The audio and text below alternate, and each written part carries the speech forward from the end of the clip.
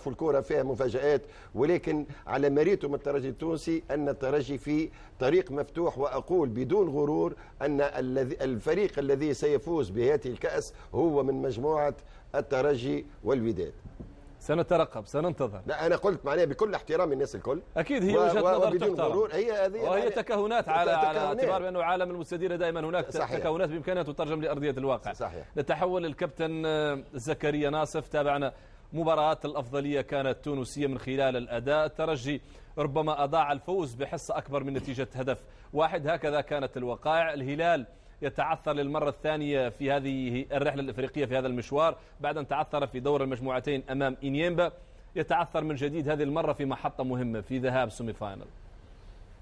شوف، قبل المباراة احنا اتكلمنا عن بعض الظروف اللي قد تكون في صالح الهلال، ولكن الترجي تغلب على رهبة الجمهور، تغلب على أرضية الملعب، تغلب على حرارة الجو، تغلب على ميشو من الناحية الفنية كنبيل معلول، قدر يتعامل مع المباراة من خلال طريقة لعب، من خلال تشكيل، من خلال تعليمات للاعبين، وأهمها كيفية الضغط على لعيبة الهلال من أول دقيقة إلى أن أحرزوا الهدف في الدقيقة ال5، ودي كانت نقطة تحول، إنه أربك حسابات لاعبي الهلال نفسيا، وحتى ميشو حاول إن هو يعمل تغيير خططي هجومي بنزول كاريكا، لكن ما كانش فيه نتيجة.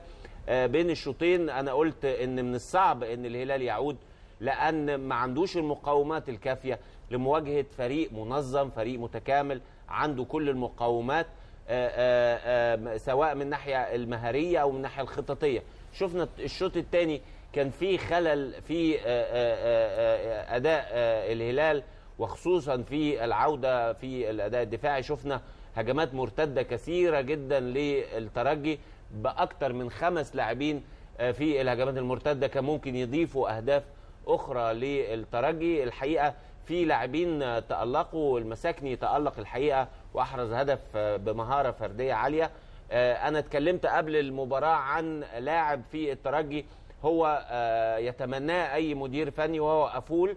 شفنا أفول في الناحية اليمين كان بيأدي دفاعيا وهجوميا إلى أن تحول لوسط الملعب، في وسط الملعب، وكان